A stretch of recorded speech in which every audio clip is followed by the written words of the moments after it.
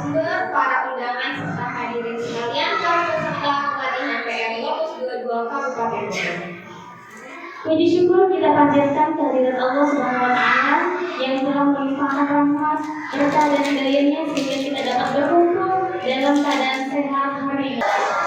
Selamat pagi Bapak Ibu semua, senang sekali hari ini kita dapat berkumpul pada hari Jumat tanggal 28 November tahun 2025 dalam acara talk show implementasi pembelajaran mendalam dengan tema asesmen dalam pembelajaran mendalam. Baik Bapak Ibu, perkenalkan saya moderator 1. Nama saya Susi Yuliani dan hari ini saya tentunya tidak sendiri, namun ditemani oleh rekan saya yang Masya Allah cantik dan soleh ini. Siapa ya? Baik, selamat pagi Bapak Ibu. Nama saya Sarita. Nama saya Tarisa Alia dan saya akan mendampingi jalannya diskusi hari ini bersama para narasumber hebat kita yang sudah siap berbagi banyak hal penting mengenai asesmen dalam pembelajaran. Semoga talk show hari ini bisa menjadi ruang refleksi dan inspirasi sehingga kita yang hadir bisa pulang dengan membawa ide-ide baru. Setuju sekali Ibu. Baiklah, tanpa basa-basi, tanpa banyak kata, kita langsung saja mulai pada hari ini. Tunggu dulu Ada apa Ibu? membuka suasana hari ini saya ingin berbagi pantun dulu. Boleh. Jangan lupa catatnya ya Bapak Ibu. Ke pasar baru membeli pepaya. Pulangnya bawa sepotong kuning. Kita belajar bukan sekedar gaya, tapi ada asesmen makin mendalam saat diterapkan di kelas. Masya Allah, udah cakep banget Ibu pantunnya. Saya nggak mau kalah dong. Saya juga punya pantun. Oke dulu ya Pak. Iya, sabar ya Pak ya. Baik. Pantunnya, beli es krim rasa strawberry. Dimakan sambil duduk di taman. Materi hari ini insya Allah asik sekali. Siap-siap belajar asesmen yang bikin paham mendalam.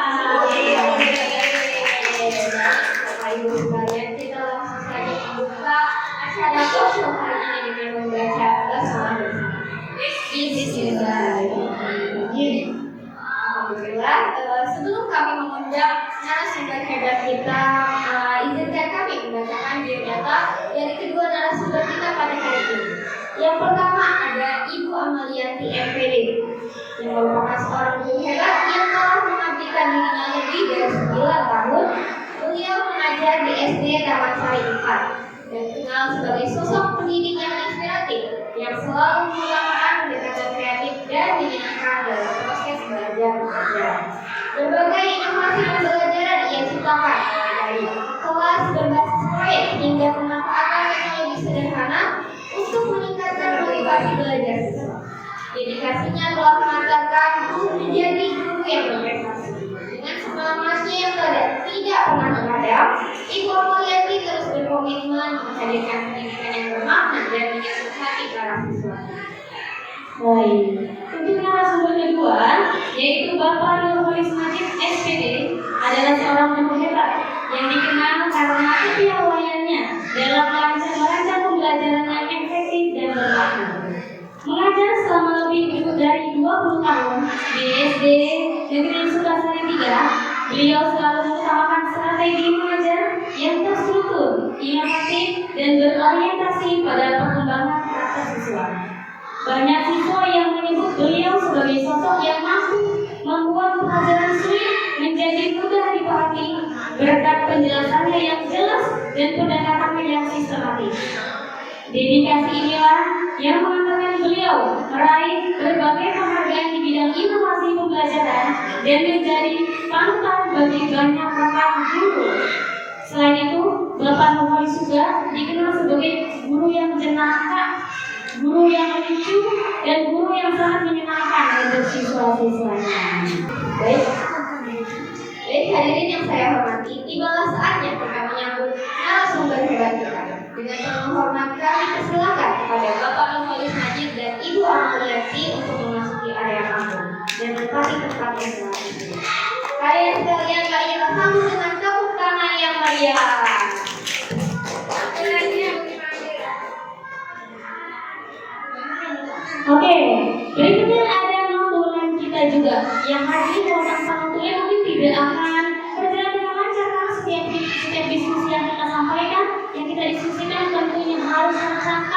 harus terdokumentasikan, harus tersimpan dengan rapi dalam bentuk tulisan. Kita sambut Bu Teti Rasita SPD.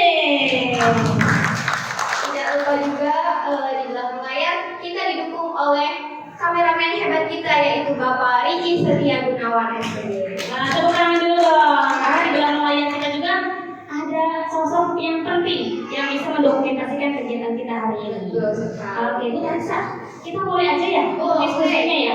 Oke, mungkin para hadirin itu sudah tidak sabar mau mendengar cerita-cerita atau informasi-informasi penting dari narasumber kita hari ini. Oke, Bapak Ibu, bagaimana kabarnya, sehat? Duduk ya. Bapak Ibu, bagaimana perjalanan hari ini menuju tempat yang Masya Allah jauh ya? Jauh sekali ya? Luar biasa, ditempuh dalam waktu berapa lama ini Pak? 2 jam 1 tahunan, luar biasa sekali ya. Yang lain audiens juga semangat, tentu narasumber juga semangat dengan menempuh perjalanan yang sangat luar biasa. 2 jam katanya nih, Masya Allah. Oke, Bapak Yohanis dan Ibu Amang tentunya selamat datang di acara kita pada hari ini. Masya Allah, senang sekali kita dapat bertemu dan berbagi informasi, sharing-sharing kita sekalian pengalaman dari Ibu Amal dan Pak Yohanis hari ini. Ya, mungkin diawali dulu Bu Amal dan Pak Yohanis, mungkin boleh sharing dong pengalamannya selama mengajar. Sudah 20 tahun dan sudah hampir 10 tahun ya mengajar, jadi boleh dong sharing selama mengajar kira-kira apa sih tipsnya supaya terus semangat belajar, mengajar siswa-siswa kita selama di sekolah seperti itu, boleh. Ya, terima kasih Bu Susi yang telah memberikan waktu kepada saya. Pertama intinya memang kita selaku guru harus terdorong dari hati yang pertama, dari dorongan hati kita. Kalau tanpa dorongan hati mungkin dari tulisan dengan materi lebih jauh, tapi insya Allah dengan tekad dan dorongan kita agar menjadi anak didik kita lebih baik lagi, itulah yang menjadi support kita, menjadi semangat kita untuk lebih memberikan lagi ilmu yang kita dapatkan seperti itu. Makanya sampai saat ini saya masih bisa bertahan. Salah satunya yang terdorong dari diri saya sampai sejauh ini, terutama memang saya dari keluarga guru itu salah satunya. Itu yang jadi alhamdulillah walaupun terjangan apapun, hambatan apapun, mungkin saya sudah lebih paham mengetahui dari keluarga bagaimana menjadi seorang guru. Alhamdulillah sampai saat ini, sampai detik ini saya masih bertahan di guru dan saya ya selalu memberikan yang terbaik lah yang sesuai saya dapatkan ilmu yang saya miliki. Lanjutkan dari pengalaman Bapak Yohanis Najib ya, yang notabene dari keluarga guru ya Bapak. Berbeda dengan saya. Saya lahir dari keluarga yang notabene bukan berprofesi sebagai guru, namun sekarang profesinya yang membawa saya sampai sejauh ini ya begitu.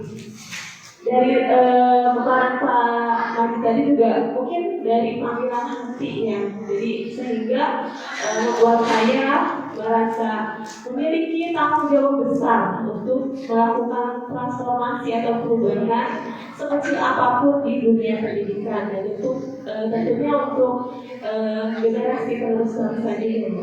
Seperti itu mungkin kita harus semangat terus, selalu semangat menjadi guru untuk menjadikan generasi-generasi bangsa penerus bangsa kita ini menjadi generasi yang kuat, yang tentunya sesuai dengan sekarang ya perkembangan zaman. Kita juga harus selalu mengikuti era perkembangan teknologi yang pesat juga ya. Jadi mungkin itu juga harus kreatif dan sebagainya seperti itu. Wah, dari pengalaman beliau-beliau ini Masya Allah ya, banyak sekali yang perlu kita ambil, yaitu semangatnya mengajar dari sudah lebih dari 10 tahun, bahkan Pak Yohanis ini sudah 20 tahun. Jadi kalau dibayangkan 20 tahun itu lama sekali dan mungkin akan bosan gitu ya rasanya. Namun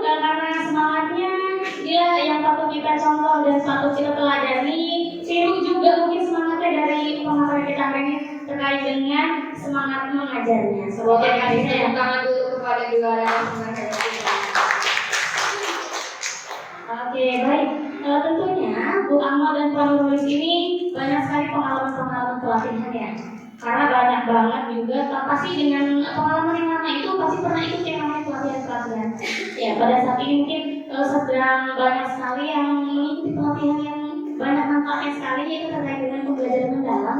Bapak Ibu, kira-kira menurut Bapak Ibu apa sih yang terlintas gitu, atau apa sih yang Bapak pahami, yang Bapak bisa share ke kita terkait dengan pembelajaran mendalam? Seperti itu. Ya, pembelajaran mendalam itu suatu pendekatan ya, Bapak Ibu.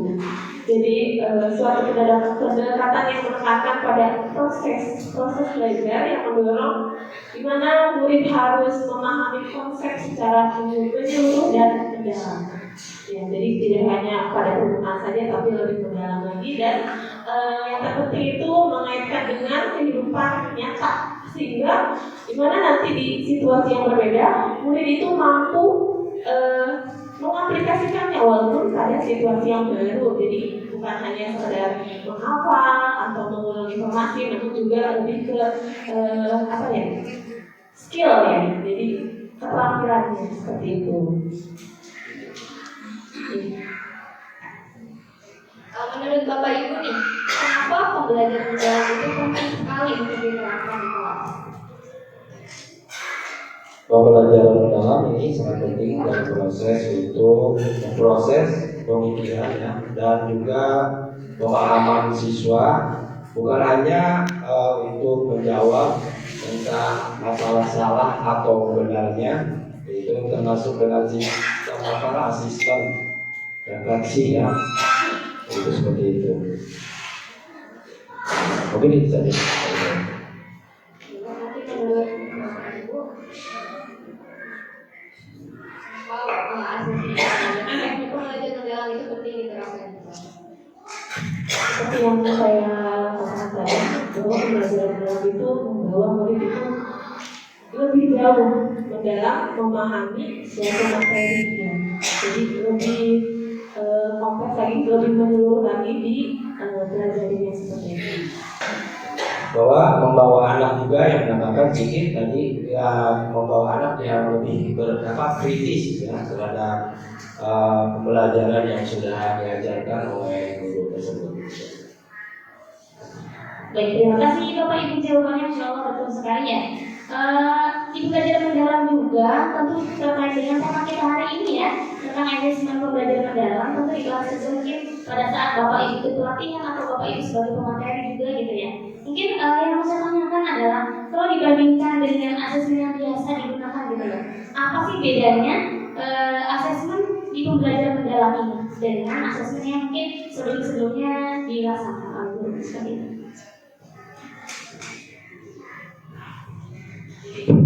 Baik. Jadi asesmen pada pembelajaran mendalam ini jadi lebih ke memantau proses pembelajaran. Jadi bukan hanya melihat benar atau salahnya murid dalam menjawab soal, namun kita lebih ke prosesnya, melihat prosesnya, di mana secara dilihat secara ini ya, proses asesmen pembelajaran mendalam ini dilaksanakan secara holistik atau menyeluruh. Jadi tidak hanya menilai pengetahuan, namun menilai keterampilan dan sikap juga, seperti itu. Jadi kalau misalnya yang konvensional, tradisional itu kan hanya melihat nilai akhir, namun pada pembelajaran mendalam ini lebih ke melihat prosesnya atau otentik ya. Jadi melihat prosesnya dari awal dan secara nyata dilihat ya, bukan hanya dilihat dari nilai akhirnya. Dan juga memberikan umpan balik dan membantu siswa memahami perkembangan diri, bukan hanya untuk memberikan nilai akhir seperti yang sudah Ibu tadi sampaikan. Mungkin itu pertanyaan dari saya.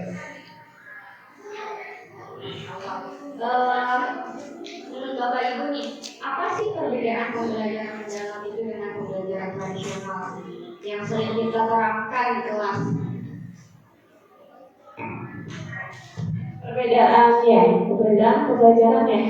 pembelajarannya ya. Jadi perbedaan pembelajaran dalam dengan pembelajaran konvensional tradisional itu terlihat dari di mana guru itu menjadi fasilitatornya. Kalau yang tradisional atau konvensional kan murid itu hanya menyimak ya. Jadi guru terus yang memberikan atau mentransfer ilmunya. Jadi dulu tuh hanya guru sebagai sumber utama proses pembelajaran, di mana murid hanya menulis atau menghafal ya. Sedangkan pembelajaran mendalam itu siswa menjadi pusatnya. Jadi kalau dulu teacher center, sekarang student center ya. Dia murid itu mengeksplorasi sendiri, berdiskusi, berefleksi, dan memecahkan masalahnya. Jadi guru hanya sebagai fasilitator saja. Mungkin ya, kalau saya, karena juga saya termasuk orang lama mungkin ya, itu kebanyakan kan pengalaman saya itu sistemnya ke tradisional dulu itu ya. Mungkin dengan adanya pembelajaran mendalam ini, mungkin saya bertransformasi ke difokuskan pembelajaran itu, penilaian asesmen itu lebih ke fokus ke anak, utamanya daripada hafalan. Kalau dulu kan saya selalu memberikan hafalan setiap hari kepada anak, karena anak memanggil namanya ke depan, ini hafalan dari bapak kemarin KPR, coba sekarang apa yang kalian hafalkan, itu seperti itu kalau dulu seperti saya. Kalau mungkin kalau yang sekarang asesmennya lebih melibatkan kepada anak ya, itu mungkin bisa jadi. Oke, Bapak. Berarti perannya sangat penting juga ya, Pak ya. Menurut Bapak Ibu kira-kira seberapa penting sih Bapak Ibu terkait asesmen di pembelajaran mendalam ini? Seberapa penting fungsi asesmen ya? Jadi asesmen pada pembelajaran mendalam itu berfungsi untuk memantau. Jadi kita pantau prosesnya dari awal hingga akhir. Untuk apa? Jadi kita akan melihat perkembangan di mana perkembangan murid itu sudah ada perkembangan atau belum, dan juga memberikan umpan balik terhadap strategi pembelajaran yang kita terapkan. Jadi misalnya, strategi yang kita lakukan sekarang itu kurang efektif ya, atau murid-murid masih kurang paham ya, atau murid-murid masih belum berkembang ya. Nah itu kita bisa memperbaiki atau memodifikasi strategi pembelajaran yang kita terapkan seperti itu. Mungkin bisa dipertanyakan oleh Mbak Amati. Ya, jadi seperti yang disampaikan oleh Pak Majid tadi, kalau di zaman dulu mungkin pembelajaran lebih kepada menghafal ya. Sedangkan sekarang di pembelajaran mendalam ini mungkin anak-anak yang penting bukan hanya hafal dengan materinya, tapi juga memahami secara mendalam. Betul sekali. Saya pernah membaca nih Bapak, kalau di pembelajaran mendalam itu ada jenis-jenis yang berbeda, asesmen yang berbeda gitu. Bisa dipaparkan mungkin kepada audiens apa saja jenis asesmen dalam pembelajaran mendalam? Jenis asesmen dari pembelajaran mendalam itu ada 3 ya. Yang pertama unlearning, for-learning, dan up-learning. Di mana unlearning itu asesmen yang melibatkan siswa untuk menilai dirinya atau self-assessment ya. Selanjutnya yang for-learning itu untuk mengetahui kebutuhan belajar atau memberikan umpan balik dari proses pembelajaran yang telah dilaksanakan. Dan yang terakhir yaitu up-learning, di mana ya ini asesmen yang dilakukan untuk menentukan nilai akhir dari seluruh rangkaian proses pembelajaran yang telah dilaksanakan sebelumnya, seperti itu. Oke, kalau untuk tekniknya sendiri nih Bu, kira-kira teknik yang tepat atau sesuai dengan jenis-jenis asesmen pembelajaran mendalam itu apa saja ya? Supaya kita juga nih sebagai guru-guru mungkin yang menonton nih para audiens agar tahu juga kira-kira teknik apa yang tepat ya, yang cocok ya, yang kita terapkan di asesmen pembelajaran mendalam ini. Cukup banyak ya, di antaranya untuk teknik asesmen tersebut adalah yang pertama itu portofolio, yaitu termasuk juga untuk asesmen, juga rubrik kinerja, juga jurnal refleksi, project, observasi, presentasi, dan juga penilaian antara teman. Itu salah satunya. Begitu. Oke, Ibu. Mungkin sudah cukup lengkap ya yang disampaikan oleh Pak Dr. Nadiem. Mungkin kita hanya perlu untuk menganalisis ya, mengidentifikasi mana sih yang cocok untuk kita gunakan ya, karena pemilihan asesmen yang tepat itu sangat penting juga ya untuk keberhasilan atau terlihatnya hasil dari pembelajaran yang telah kita terapkan pada anak didik kita. Jadi sudah mulai selesai ya kita, karena asesmen ternyata banyak sekali di sini, tekniknya juga banyak nih. Mungkin audiens sudah mulai merasa wah banyak juga ya tugas baru ini ya, Bapak Ibu. Nah, dari Bapak Majid dan Ibu Amaliani ini ada tidak tips yang bisa dibagikan kepada guru-guru agar asesmen itu tidak menjadi beban untuk guru-guru? Baik, tentu yang tadi saya sampaikan itu sesuaikan dengan apa yang kita butuhkan. Buatlah sederhana saja, tidak apa-apa. Namun rubrik ini mencakup seluruh proses pembelajaran yang telah kita laksanakan. Jadi boleh juga nanti kita, misalnya kalau misalnya terlalu berat, mungkin ya kita berkolaborasi bisa dengan rekan sejawat kita.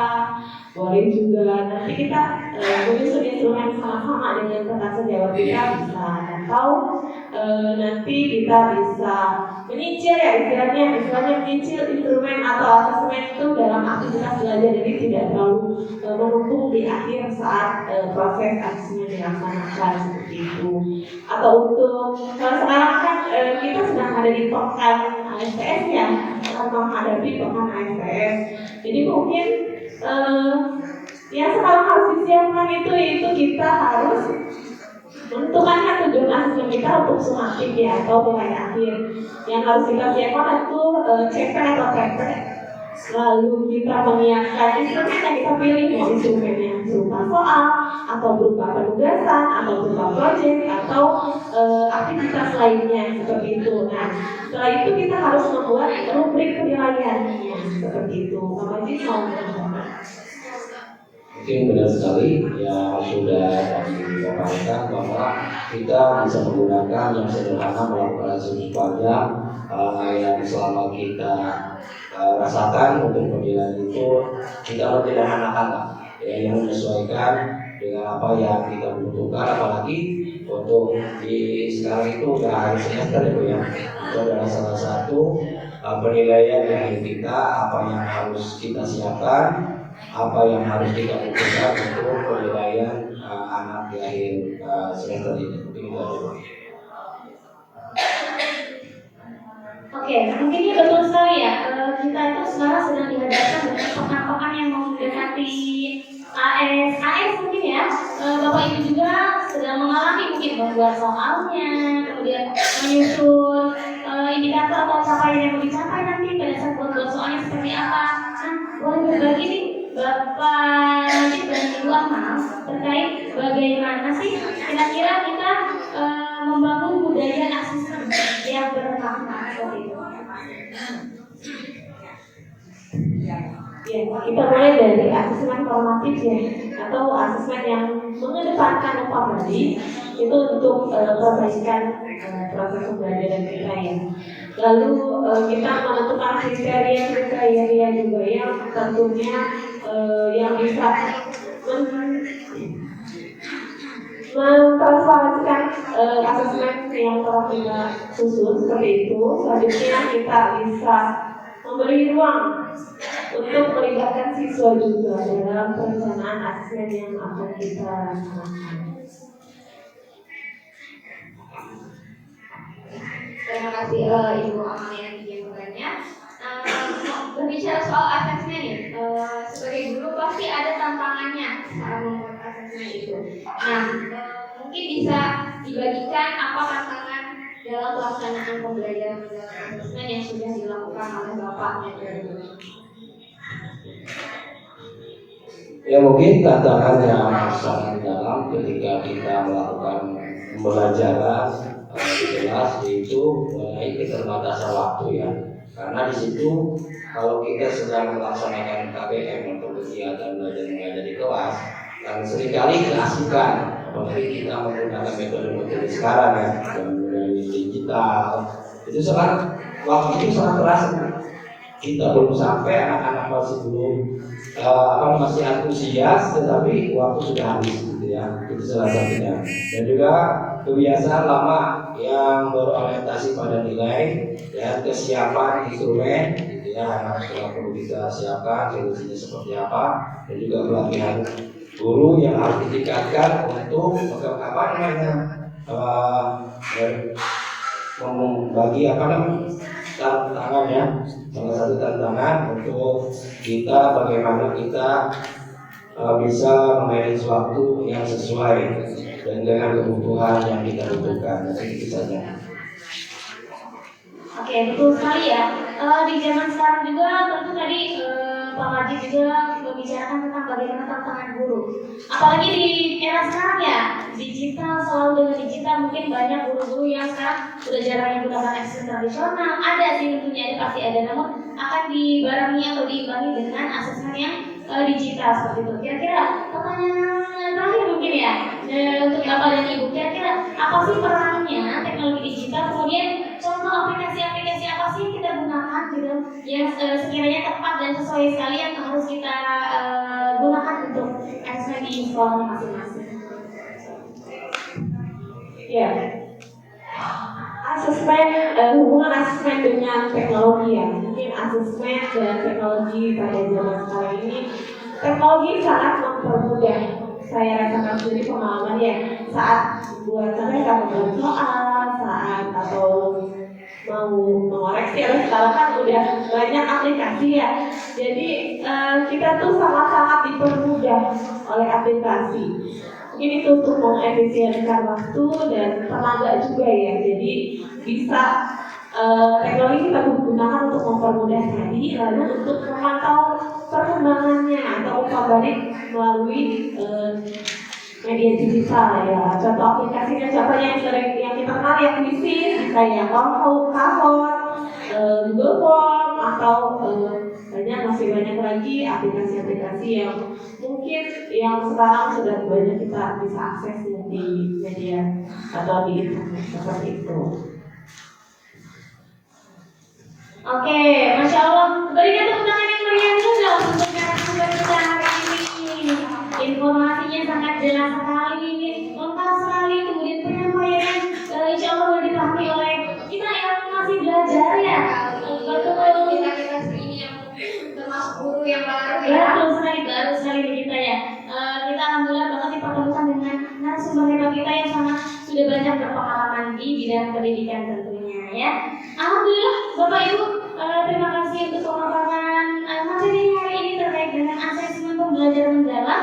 Banyak sekali yang harus kita pelajari lagi, gali lagi. Tentu jadi guru jangan sampai bosan untuk belajar ya. Kita contoh Bapak dan Ibu ini yang luar biasa, belajar sepanjang hayat, insya Allah berkat dengan kita juga ya.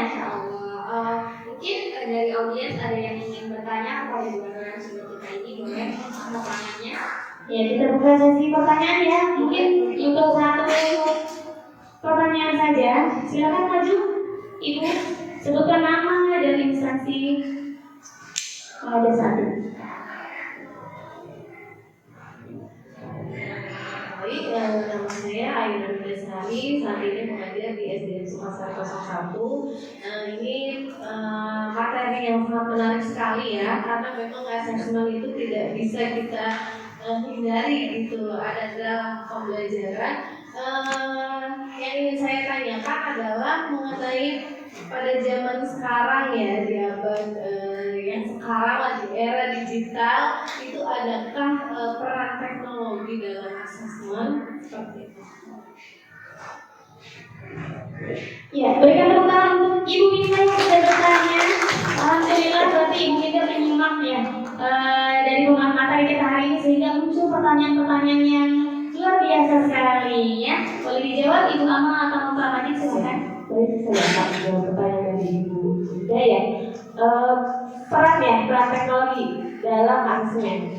Kita bisa ingat lagi kalau dahulu kita mendengar kata ulangan ya, dengar kata asesmen gitu. Ulangan gitu asesmen. Kalau sekarang, kalau dulu akan-akan kayak mau ulangan nih atau gimana. Kalau zaman sekarang kita kaitkan dengan teknologi itu justru anak senang sekali di situ. Suatu ibu malah kadang-kadang meminta dengan ibu kapan kita DSA pakai bisnis atau ibu kapan lagi kita jangan soal pakai Kahoot gitu seperti itu. Jadi sangat-sangat membantu sekali ya untuk kita dalam pelaksanaan asesmen. Jadi dalam menggunakan teknologi, satu untuk mempermudah, selanjutnya untuk membuat anak juga tidak takut dengan asesmen ya, justru dia akan mempersiapkan asesmen itu untuk dilaksanakan dengan lebih baik lagi tentunya, karena ya dengan menyenangkan ya, dilaksanakan dengan menyenangkan dengan berbasis digital yang tentu sangat akrab dan kontekstual dengan anak-anak sekarang ya, jadi dengan sangat akrab dengan kehidupan anak-anak di zaman sekarang ini. Itu.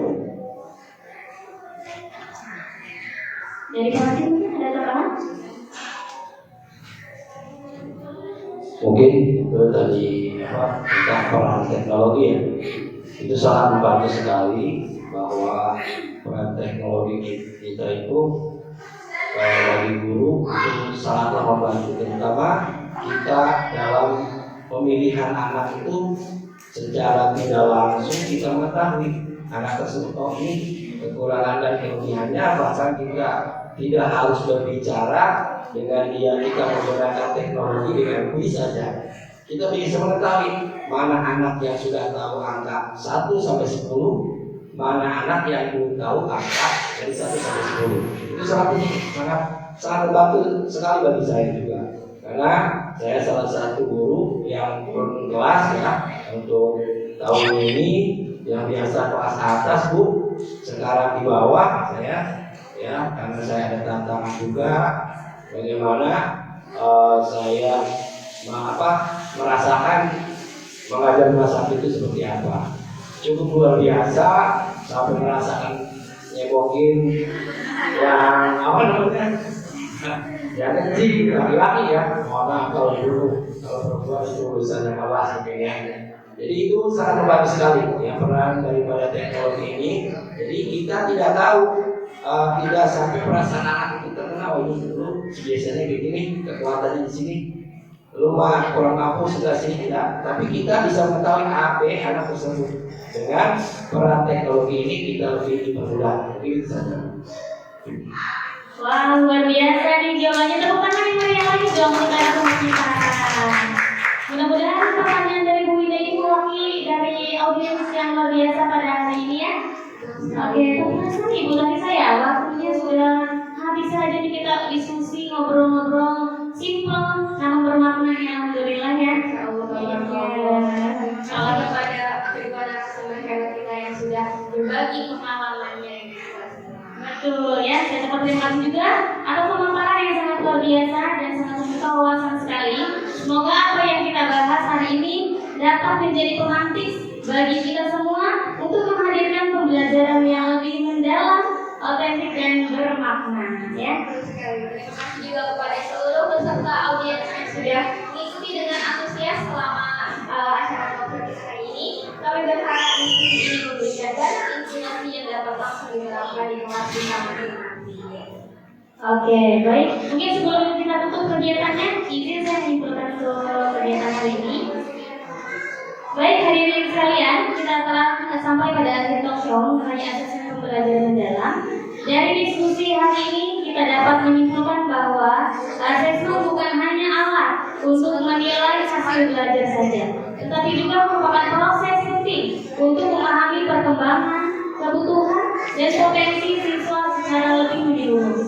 Asesmen yang baik harus berfokus pada umpan balik yang konstruktif, berkelanjutan, serta mampu membantu guru merancang strategi pembelajaran yang lebih efektif dan humanis. Kita juga belajar bahwa variasi asesmen ya, baik formatif maupun sumatif, perlu digunakan secara seimbang agar siswa tidak hanya dinilai dari angka, tetapi juga dari proses, keterampilan, serta karakter yang mereka bangun. Dengan demikian ya, asesmen itu merupakan tujuan akhir, melainkan jembatan yang menghubungkan dengan kebutuhan belajar siswa. Harapannya, apa yang telah dibahas hari ini dapat menjadi inspirasi bagi seluruh pendidik untuk menciptakan proses evaluasi yang lebih adil, bermakna, dan menyenangkan bagi para peserta didik. Terima kasih kepada para narasumber dan seluruh peserta yang telah mengikuti acara hari ini. Semoga kita semua dapat terus berkomitmen menghadirkan pembelajaran yang lebih baik. Dengan demikian, berakhirlah acara talk show kita. Iya nih, maksud aku. Terima kasih Bapak Ibu dan Ibu dosen kita serta kameramen kita yang bertugas di belakang layar. Alhamdulillah. Sampai berjumpa di lain kesempatan. Saya Susiuliani. Saya Larissa Alia. Sampai jumpa Di lain kesempatan. Sekian. Wassalamualaikum warahmatullahi wabarakatuh.